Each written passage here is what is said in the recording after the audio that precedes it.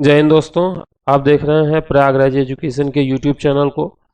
मित्रों, हमने कहा था आपसे कि जब चैनल पे 100 से ज़्यादा सब्सक्राइबर हो जाएंगे तभी हम अगला वीडियो अपलोड करेंगे। मित्रों, आप सभी के सहयोग से और सपोर्ट से चैनल पे 100 से ज़्यादा सब्सक्राइबर हो गए हैं और हम आपके इस सहयोग के लिए तहे दिल से शुक्रगुजार हैं। और अभी तक जिन मित्रों ने चैनल को सब्सक्राइब नहीं किया है और वीडियो देख रहे हैं तो उन सभी से हम निवेदन करते हैं कि वो चैनल को जरूर सब्सक्राइब करें और 1000 सब्सक्राइबर पहुंचाने में अपना भी सहयोग प्रदान करें। मित्रों, हम लोग पढ़ रहे हैं माध्यम और प्रविधियां। इसका थ्योरी हो चुका है, क्वेश्चंस को भी कंप्लीट कर चुके हैं, लगभग 50 क्वेश्चन से ज़्यादा प्रश्नों को कंप्लीट कर चुके हैं। आगे चलते हैं। आज हम लोग प्रश्न संख्या 54 से आगे बढ़ेंगे और 54 नंबर प्रश्न में पहुंच रहे हैं हम। 54 नंबर प्रश्न आपके सामने है और कह रहा है कि म्यूरल चित्रण हेतु कौन सा धरातल काम में लिया जाता है। म्यूरल चित्रण को हिंदी में भित्ति चित्रण कहते हैं। भित्ति का अर्थ होता है दीवार। दीवार पे जो चित्रण किया जाता है उसे म्यूरल चित्रण कहते हैं। चलिए मित्रों, अगले प्रश्न की ओर चल रहे हैं। प्रश्न संख्या 55। 55 नंबर प्रश्न कह रहा है कौन सी सतह चित्रण के लिए उपयुक्त नहीं है। हम लोगों ने पढ़ा कैनवास, चमड़ा और कागज पे पेंटिंग की जाती है, लेकिन टिश्यू पेपर पे कभी भी पेंटिंग नहीं की जा सकती है। मित्रों, चलते हैं अगले प्रश्न की ओर। प्रश्न संख्या 56 की ओर। 56 नंबर प्रश्न कह रहा है जल रंग की पतली पारदर्शक तह कागज पर लगाकर चित्रण किया जाता है। जहाँ पे जल रंग की पतली पारदर्शक तह लगाई जाती है वहाँ वॉश पेंटिंग कहते हैं और ये बंगाल शैली की पेंटिंग है, वॉश पेंटिंग। चलिए मित्रों, अगले प्रश्न की ओर चल रहे हैं। प्रश्न संख्या 57 की ओर। दीवार के प्लास्टर को सूख जाने के उपरांत, जहां पे सूख जाए वहां पे हम लोग क्या कहेंगे, सेस्को। जहां पे गीला रहेगा ब्रूनो। तो यहाँ पे सूखने की बात हो रही, सेस्को सूखो। तो ये दोनों एक दूसरे से राइमिंग में आ रहे हैं, तो इस तरीके से आप लोग याद कर सकते हैं, सेस्को सूखो। चलिए, इसका ऑप्शन नंबर बी सही जवाब होगा। वॉल पेंटिंग के ही दो रूप होते हैं, फ्रेस्को, सेस्को और ब्रूनो। म्यूरल पेंटिंग को ही वॉल पेंटिंग कहते हैं, दोनों का एक ही नाम है। चलिए, 58 नंबर प्रश्न आपके सामने आ रहा है। कह रहा है कि जब चित्रित आकृति केवल लंबाई व चौड़ाई का दर्शन, चित्रित आकृति केवल लंबाई और चौड़ाई दो चीजें दिख रही हैं, दिखा रहा हो और मोटाई का अभाव हो। जब मोटाई का अभाव हो, मोटाई नहीं होगी तो वो 2D होगा, द्विविमीय, द्विआयामी, द्विविमीय, द्विमितीय, कुछ भी कह सकते हैं, लेकिन वहां पे दो होना चाहिए। अगर मोटाई भी प्रदर्शित होती है तो वो त्रिमितीय हो जाता है, 3D हो जाता है। यहाँ पे दो चीजें प्रदर्शित हो रही तो द्विमितीय हो जाएगा, बहुआयामी किसी भी कीमत पे नहीं होगा। चलिए, ऑप्शन नंबर 20 का सही जवाब है। प्रश्न संख्या 59 की ओर चल रहे हैं। 59 नंबर प्रश्न आपसे कह रहा है इनमें से कौन सा चित्रण करने का माध्यम नहीं है। चित्रण करने का माध्यम, माध्यम पेस्टल होता है, तैल रंग होता है, जल रंग होता है। कागज कोई माध्यम नहीं है पेंटिंग करने का। ऑप्शन नंबर 20 का मतलब सही जवाब हो जाएगा और बाकी सभी गलत, क्योंकि और सभी से पेंटिंग किया जाता है, चित्रण किया जाता है कागज से, कागज पर पेंटिंग किया जाता है, चित्रण किया जाता है। चलिए मित्रों, अगले प्रश्न की ओर चल रहे हैं। प्रश्न संख्या 60। 60 नंबर प्रश्न आपसे कह रहा है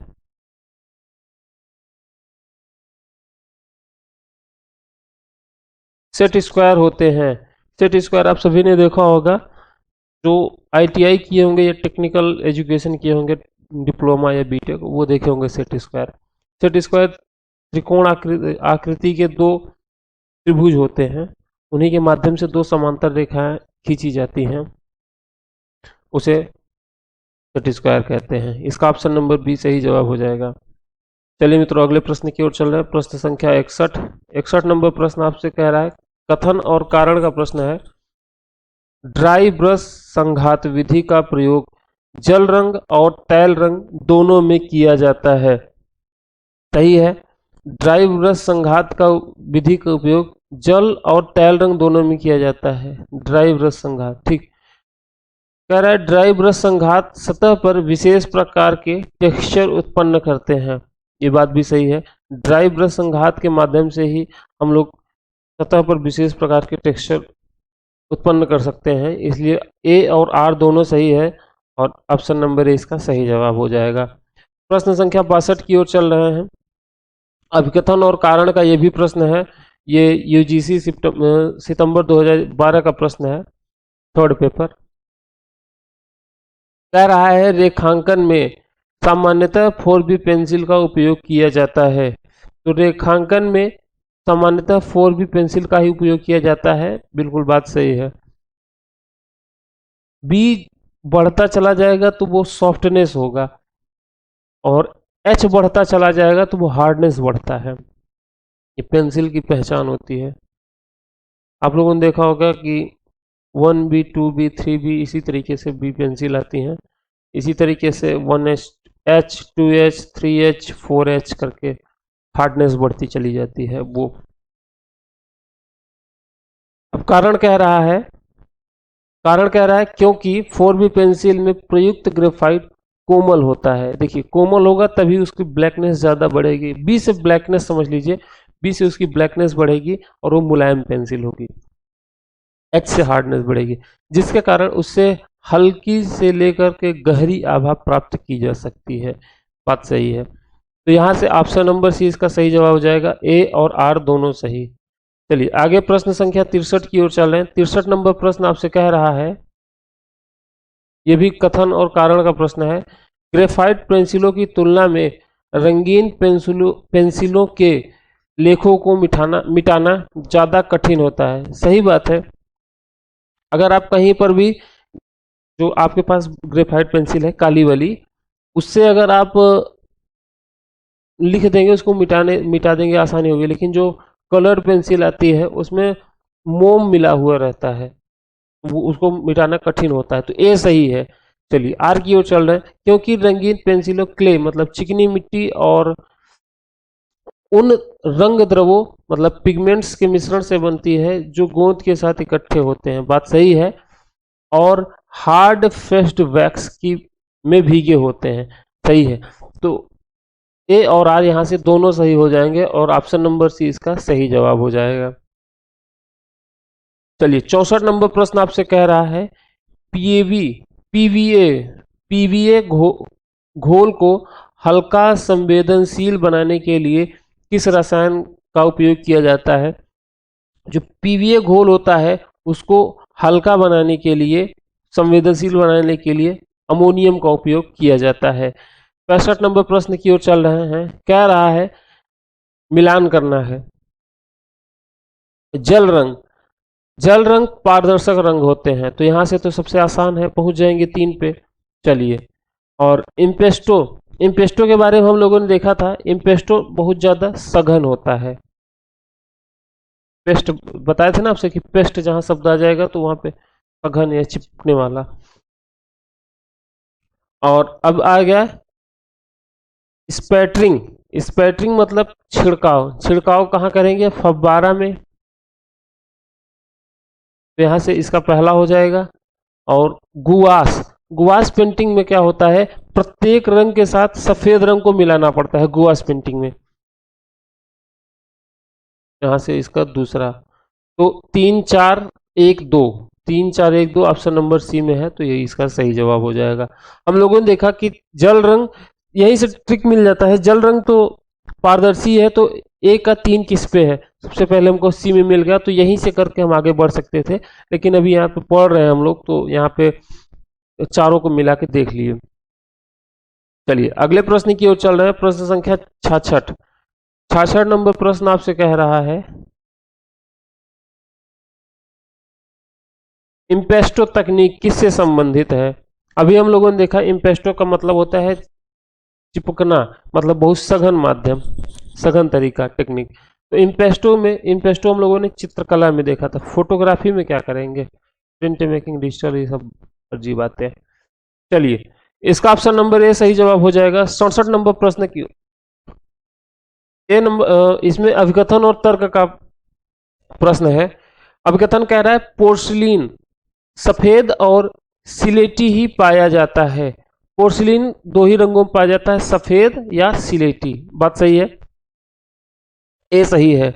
आगे, क्योंकि यह अत्यधिक महीन और कोमल मिट्टी, नहीं ऐसा नहीं है, इसलिए ऑप्शन नंबर आर इसका सही गलत हो जाएगा। मतलब ऑप्शन नहीं, मतलब ए सही आर गलत। ऑप्शन नंबर ए इसका सही जवाब। चलिए अगले प्रश्न की ओर चले। प्रश्न संख्या 68। गैसो, गैसो हमने बात किया था, गैसो कैसे बनता है। गैसो सरेस को उबालकर पिघलाना पड़ता है। खड़िया का पाउडर हमने बताया था, खड़िया का पाउडर उसमें मिलाना पड़ता है। फिर कैनवास पर पतली परत लगाना, सतह पर सैंड पेपर से घिसना, इस तरीके से गैसो तैयार होता है। सबसे पहले सरेस को पानी, उबलते पानी में पिघलाना पड़ता है। पिघलाने के बाद खड़िया का पाउडर मिलाया जाता है उस पर। खड़िया का पाउडर मिलाने के बाद उसको कैनवास पे एक पतली परत बिछाई जाती है। उसके बाद फिर जो सतह लगा दी है हमने, उसको सैंड पेपर से घिसना पड़ता है। इस तरीके से गैसो तैयार होता है। थ्योरी में हम लोगों ने इसके बारे में बात किया था, गैसों के बारे में। चलिए आगे चलते हैं प्रश्न संख्या 69 की ओर। 69 नंबर प्रश्न आपसे कह रहा है, निम्नलिखित को सुमेलित करिए। सुमेलित हम लोग कैसे करेंगे। पहला कहा है इम्पेस्टो। इम्पेस्टो हम लोगों ने देखा, इम्पेस्टो क्या है।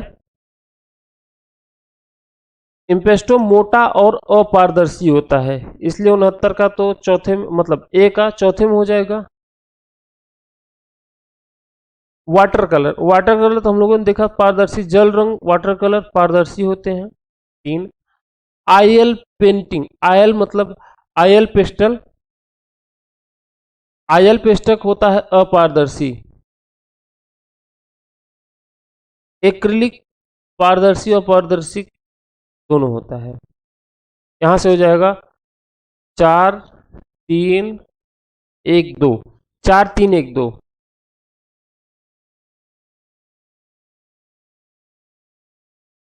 4 3 1 2, ऑप्शन नंबर 20 का सही जवाब हो जाएगा। देखिए, इम्पेस्टो मोटा और अपारदर्शी, जबकि एक्रिलिक पारदर्शी होता है, पारदर्शी अपारदर्शी दोनों होता है। वाटर कलर पारदर्शी, ऑयल पेंटिंग अपारदर्शी। यही दोनों याद कर लीजिए, ये दोनों हमेशा आपको सॉल्व करने में आसानी प्रदान करेंगे। जल पारदर्शी होता है तो इसमें कुछ याद करने वाली बात तो है नहीं। जल पारदर्शी तो उसका विलोम तेल अपारदर्शी, तो यहां से हम लोग ट्रिक से समझ सकते हैं। चलिए प्रश्न संख्या 70 की ओर। ये भी मिलान करने के लिए कहा। कोलाज, कोलाज सबसे पहले हम लोगों ने देखा कोलाज क्या होता है। कोलाज के माध्यम से हम क्या करते हैं, इसमें अवशिष्ट पदार्थ को जोड़ते हैं एक दूसरे से। तीसरे का पहले मिला दिए यहीं से। चलिए अब देखिए पहला क्या है, इन एनकाउस्टिक। एनकाउस्टिक क्या होता है, एनकाउस्टिक एक मोम होता है। एनकाउस्टिक एक मोम होता है। और टेसेरी, टेसेरी क्या होता है, टेसेरी मोजेक होता है। कोलाज मिला दिए हैं और मार्फिंग कंप्यूटर से किया जाता है। तो ये आपके सामने आ गया 4 3 1 2, ऑप्शन नंबर सी इसका सही जवाब। 4 3 1 2, इसको याद करना पड़ेगा विधिवत तरीके से। 71 नंबर प्रश्न कह रहा है कथन और तर्क का प्रश्न है। कथन और तर्क का प्रश्न है, कह रहा है अपारदर्शी वाटर कलर गॉस को बॉडी कलर भी कहा जाता है। हाँ हमने पढ़ा इसको कि गॉस को बॉडी कलर कहते हैं, सही बात। शुद्ध वाटर कलर की तरह इसका माध्यम या जोड़ने वाला एजेंट गम अरेबिक है। यद्यपि अनेक गॉस पेंट में अब प्लास्टिक भी होता है। सही बात है, ए और आर दोनों सही हैं और ऑप्शन नंबर बी में सही जवाब हो जाएगा। चलिए 72 नंबर प्रश्न आपके सामने आ रहा है। 72 नंबर प्रश्न कथन और तर्क का है, लेकिन कथन इधर है, तर्क दूसरे पेज में है। कथन कह रहा है hot and cold, hot and cold pressed कागज, हॉट एंड कोल्ड प्रेस्ड कागज दोनों का उपयोग पानी के रंगों के लिए नहीं किया जाता। कह रहा है hot and pressed, hot and pressed कागज दोनों का उपयोग पानी के रंगों के लिए नहीं किया जाता है। गलत बात कह रहा है, अभिकथन गलत है। चलिए तर्क की ओर चल रहे हैं।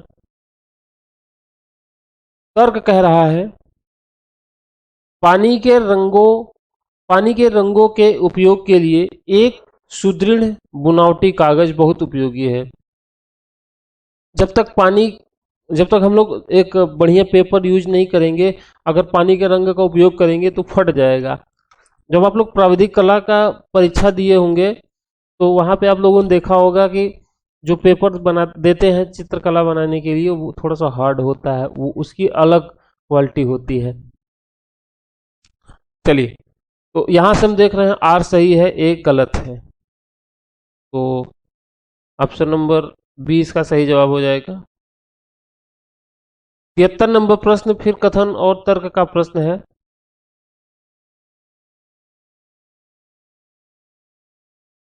कथन और तर्क के प्रश्न में कह रहा है, अभिकथन कह रहा है आला प्राइम, आला आप लोग देखे होंगे, वो सफेद कपड़े को अगर धब्बा पड़ जाता है तो उसको साफ करने में काम किया जाता है।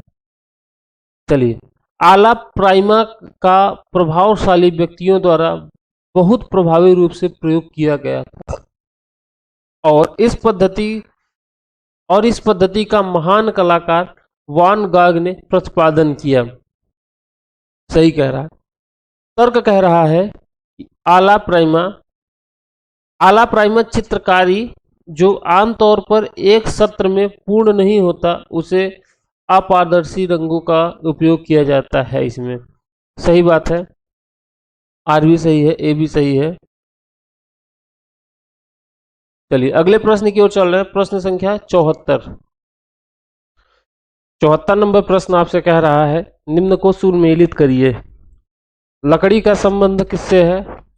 लकड़ी का संबंध इंटार्सिया से है।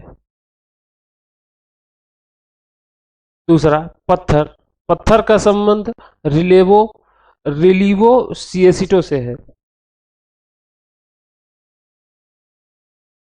धातु का संबंध सिएरे पर्दू से है और मिट्टी का संबंध फायरिंग से है। इस प्रकार हम देखते हैं कि 2 4 3 1, 2 4 3 1 ऑप्शन नंबर 20 का सही जवाब होगा। चलते हैं प्रश्न संख्या 75 की ओर। 75 नंबर प्रश्न कह रहा है किसी वस्तु पर सज्जा हेतु प्रयुक्त कलात्मक पेपर कटआउट्स को क्या कहते हैं? किसी वस्तु पर सज्जा हेतु प्रयुक्त कलात्मक पेपर, उनके कटआउट्स को डेको पेज कहते हैं। कोलाज, पोस्टर और कवर पेज नहीं कहते हैं, डेको पेज, क्योंकि सजाने के लिए प्रयुक्त हो रहा है। सजाने को अंग्रेजी में डेकोरेशन कहते हैं और जो काम डेकोरेशन के लिए, जो पेज डेकोरेशन के लिए प्रयुक्त होता है उसे डेको पेज कहते हैं। डेको से डेकोरेशन। चलिए अगले प्रश्न की ओर चल रहे हैं। 76 नंबर प्रश्न। अच्छा इस प्रश्न में कंफ्यूजन हो सकता है कोलाज पे, कोलाज पे इसमें कंफ्यूजन हो सकता है, लेकिन आप लोग ध्यान रखिएगा सज्जा शब्द आ गया है तो सज्जा शब्द के कारण यहाँ पे हम लोग क्या करेंगे, डेको शब्द का प्रयोग करेंगे। सज्जा का अर्थ होता है डेकोरेशन और डेकोरेशन से डेको पेज। कंफ्यूजन बिल्कुल मत पड़िएगा। चलिए 76 नंबर प्रश्न पे चल रहे हैं। 76 नंबर प्रश्न आपसे कह रहा है कला के संदर्भ में कलम, कला के संदर्भ में कलम का अर्थ होता है, जैसे बात किया जाए मुगल कलम या राजस्थानी कलम, तो राजस्थानी शैली की बात की जा रही है। कलम का अर्थ लेखनी और ब्रश से नहीं है। ऑप्शन नंबर सी इसका सही जवाब है। 77 नंबर प्रश्न कह रहा है निम्न में से मोम का प्रयोग कर किस विधि में चित्रण किया जाता है? मोम के प्रयोग में हम लोगों ने देखा था 2 प्रकार के बाटिक चित्रण होते हैं। पहला होता है कपड़े पे, दूसरा होता है चमड़े पे। कपड़े पे जब बाटिक चित्रण करते हैं तो वहां पे मोम का प्रयोग करते हैं, और जब चमड़े पे बाटिक चित्रण का प्रयोग करते हैं तो वहां पे गोंद का प्रयोग करते हैं। तो ऑप्शन नंबर सी इसका सही जवाब हो जाएगा। बाटिक चित्रण में मोम का प्रयोग किया जाता है, और बाटिक चित्रण में, कपड़े में जब बाटिक चित्रण किया जाता है तब मोम का प्रयोग करते हैं। चलिए 78 नंबर प्रश्न आपसे कह रहा है बाटिक पेंटिंग किया जाता है। बाटिक पेंटिंग कपड़े पर किया जाता है, दीवार पर, चेहरे पर, कागज पे नहीं किया जाता। कपड़े पर किया जाता है और चमड़े पे किया जाता है। फ्रेस्को ब्रूनो, हमने कहा जब शुष्को शब्द आ जाए तो वहां पे शुष्क पेंटिंग, और जब ब्रूनो शब्द आ जाए तो वहां पे गीली पेंटिंग आती है। तो कह रहा है फ्रेस्को ब्रूनो प्रविधि परिभाषित किया जा सकता है। ये कह रहा है किसी भी भित्ति पर रंग लगाना ब्रूनो प्रविधि कहलाता है। उसे फ्रेस्को प्रविधि कहते हैं, ब्रूनो नहीं कहते। ये गलत हो जाएगा। बी कह रहा है किसी भी प्रकार के रंग का ताजा भित्ति पर, ताजा भित्ति पर ब्रूनो नहीं होगा। ताजा भित्ति से संबंध ब्रूनो से नहीं है। ताजा भित्ति होने पे जरूरी नहीं कि वो गीली हो, प्लास्टर, प्लास्टर गीला होना चाहिए, इसलिए बी भी गलत है। विशेष रूप से तैयार प्लास्टर भित्ति पर भूतिज प्रकृति रूप का प्राप्त रंग ब्रूनो कहलाता है। ऑप्शन नंबर सी इसका सही जवाब हो जाएगा। फ्रेस्को ब्रूनो पद्धति से चित्र बनाते हैं, लकड़ी पे नहीं। फ्रेस्को शब्द जहां जाएगा वहां दीवार, ब्रूनो का अर्थ बुआनो लिखा है, यहाँ ब्रूनो बुआनो एक ही हो जाता है, और ये गीली दीवार पर। चलिए 81 नंबर प्रश्न आपसे कह रहा है फोटो की कतरन से बना चित्र क्या कहलाता है। हमने कहा जब कतरन से बनाकर कोई चीज बनाते हैं, चित्र बनाते हैं, तो उसे कोलाज कहते हैं। आपके फोन में जब फोटोज खोलते होंगे तो वहां पे 2-3 फोटो जब सिलेक्ट करते होंगे तो एक ऑप्शन आता होगा कोलाज का। आप लोगों ने ध्यान दिया होगा, नहीं ध्यान दिए होंगे तो एक बार देख लीजिएगा। तो कोलाज उसी को कहते हैं, जब 2-3 फोटोज को मिला के बनाते हैं कोई चित्र तो उसे कोलाज कहते हैं। चलिए ऑप्शन नंबर 20 का सही जवाब हो जाएगा। चलते हैं प्रश्न संख्या 82 की ओर। 82 नंबर प्रश्न, हाँ 82 नंबर प्रश्न आपके सामने है। कोलाज चित्र का माध्यम क्या है। कोलाज चित्र का माध्यम हम लोगों ने देखा भूसा, बुरादा, गोबर नहीं, कागज की कतरन है। कागज के कतरन के माध्यम से ही कोलाज किया जाता है। फ्लेक्सोग्राफी स्याही के एक घटक को निम्न में से क्या कहा जाता है। अगर बात किया जाए फ्लेक्सोग्राफिक स्याही, तो फ्लेक्सोग्राफिक स्याही को एनिलाइड डाई कहते हैं। ऑप्शन नंबर 20 का सही जवाब हो जाएगा। प्रश्न संख्या 83 का एनिलाइड डाई। एनिलाइड डाई जो है वो फ्लेक्सोग्राफिक स्याही में का एक घटक होता है। चलिए प्रश्न संख्या 84 की ओर चलते हैं। 84 नंबर प्रश्न कह रहा है एक्रेलिक रंग। एक्रेलिक रंग हमने बात किया था, एक्रेलिक रंग जहां भी होता है वो जल में घुलनशील होता है। हालांकि एक्रेलिक रंग में जल और तेल दोनों का प्रयोग किया जाता है, लेकिन एक्रेलिक रंग जल में घुलनशील रंग है।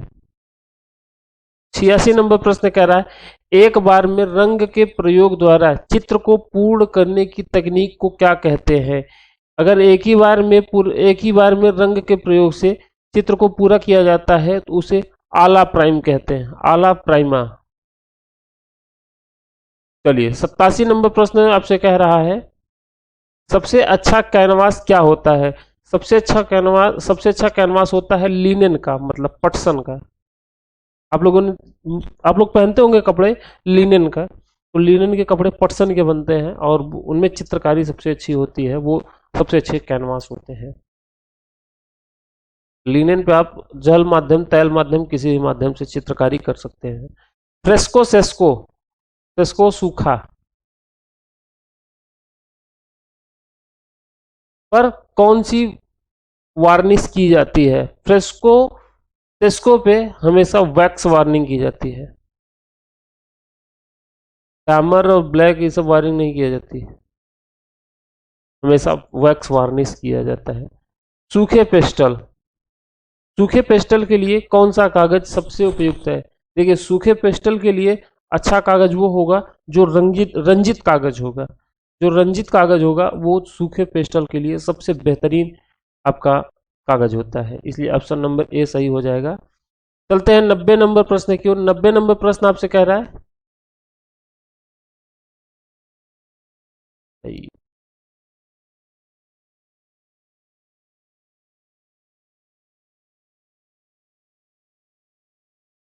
एक मिनट। 90 नंबर प्रश्न कह रहा है, जल रंग में कौन सा कागज प्रयुक्त किया जाता है? जल रंग में हमेशा आपका, आप देखिए इसमें पहला ऑप्शन दिया है हार्ड प्रेस्ड, मतलब गर्म दबा हुआ। क्या हार्ड प्रेस्ड का प्रयोग किया जाता है? बिल्कुल सही। जल रंग में आप हार्ड प्रेस्ड कागज का प्रयोग कर सकते हैं। दूसरा कह रहा है मीडियम कोल्ड प्रेस्ड, मतलब मध्य ठंडा दबा हुआ, ये भी ठीक है। रफ मोटा, रफ मोटे से भी आप जल रंग में पेंटिंग कर सकते हैं। इसलिए हम ये देख रहे हैं ए बी सी तीनों सही है, अतः उपयुक्त तीनों सही है। उपरोक्त सभी, ऑप्शन नंबर डी इसका सही जवाब हो जाएगा। चलिए 91 नंबर प्रश्न कह रहा है कोलाज क्या है? कोलाज के माध्यम से हम कागज का पोस्टर नहीं बनाते हैं, अखबार का संयोजन नहीं करते हैं, अभिलेख संयोजन नहीं, टुकड़ों का कागज के टुकड़ों का संयोजन करते हैं। किन रंग के साथ हम माध्यम नहीं रखते? हमने देखा कि हम लोगों ने वाटर मतलब जल माध्यम, तैल माध्यम और पायस माध्यम हम लोगों ने देखा, लेकिन हम लोगों ने पेस्टिल कलर कहीं पे नहीं देखा। पेस्टिल कलर से हम लोगों ने मतलब इस पूरे चैप्टर में हम लोगों ने कहीं पेस्टिल कलर शब्द नहीं पढ़ा। पेस्टिल कलर इसका सही जवाब हो जाएगा, ऑप्शन नंबर बी। चलिए 93 नंबर प्रश्न चल रहे हैं। 93 नंबर प्रश्न कह रहा है रंगीन पेपर और पेपर पेस्टिंग आदि में कौन सी पेंटिंग बनती है? रंगीन पेपर, और आपसे कह रहा है रंगीन पेपर और पेपर पेस्टिंग में कौन सी पेंटिंग बनती है? तो इन सभी में कोलाज पेंटिंग बनती है। पेपर पेस्टिंग, पेपर पेस्टिंग का अर्थ होता है पेपर को चिपकाना, जहाँ चिपकाने शब्द आ जाए वहां पे कोलाज सही लगा देंगे। चलिए अगले प्रश्न की ओर चल रहे हैं। प्रश्न संख्या 94। 94 नंबर प्रश्न कह रहा है कागज की कतरनों, जहां पे कागज की कतरन आ जाए वहां पे कोलाज अपने आप सही हो जाएगा। आगे पढ़ लेते हैं। कागज की कतरनों से बनाया जाने वाला चित्र को क्या कहते हैं? कोलाज कहेंगे। 95 नंबर प्रश्न आपसे कह रहा है कागज की कतरनों से बनाया जाने वाला चित्र को क्या कहते हैं? कोलाज चित्रण। फिर से वही प्रश्न, बीएचयू में 2010 में भी आया था और 2014 में भी आया था। चलिए अगले प्रश्न की ओर चल रहे हैं। 96 नंबर प्रश्न आपसे कह रहा है चित्रकला में इनमें से किसका उपयोग नहीं होता? चित्रकला में ब्रश का उपयोग होता है, मतलब एयर ब्रश, चेबुल ब्रश, ईजल, तीनों का उपयोग होता है, लेकिन चीजल का उपयोग नहीं करते हैं। ऑप्शन नंबर सी इसका सही जवाब हो जाएगा। चलिए 97 नंबर प्रश्न की ओर चल रहे हैं। पेस्टल कलर की प्रकृति क्या होती है? पेस्टल कलर की प्रकृति हमेशा अपारदर्शी होती है। जल रंग की प्रकृति पारदर्शी होती है। पेपर स्ट्रेच किस माध्यम में किया जाता है? पेपर स्ट्रेच जल रंग में किया जाता है, क्योंकि जब तक चिपकाएंगे, स्ट्रेच का अर्थ होता है चिपकाना, मतलब इसको एक बोर्ड पे चिपकाते हैं, जब तक चिपकाएंगे नहीं वो बेहतरीन तरीके से चित्र नहीं बन पाएगा, हिलता डुलता रहेगा। 99 नंबर प्रश्न कह रहा है किस देश में हस्त निर्मित कागज पहली बार बनाया गया? चीन में। 100 नंबर प्रश्न आपसे कह रहा है जल रंग चित्रण के लिए कौन सा कागज महत्वपूर्ण है? जल रंग चित्रण के लिए हम लोग देखते हैं ऑयल सीट में नहीं बन पाएगा, ये मशीन से बना हुआ, उसमें सबसे बढ़िया कागज होता है हस्त निर्मित कागज जल रंग चित्रण के लिए। चलिए अगले प्रश्न की ओर चल रहे हैं। हाँ ठीक है, आज के लिए इतना ही। और 100 प्रश्न हो चुके हैं, लगभग 70-80 प्रश्न और बचे हैं, उनको हम लोग कंप्लीट कर लेंगे। और चलिए फिर मिलते हैं अगले वीडियो में, तब तक के लिए धन्यवाद। लेकिन चैनल को जरूर सब्सक्राइब कर दीजिएगा, अगर अभी तक आप यहाँ तक पहुँच आए हैं और अभी आपने चैनल को सब्सक्राइब नहीं किया तो चैनल को जरूर सब्सक्राइब कर लीजिएगा और वीडियो को लाइक जरूर कर दीजिएगा। ठीक, मिलते हैं अगले वीडियो में, तब तक के लिए धन्यवाद, नमस्कार, जय हिंद।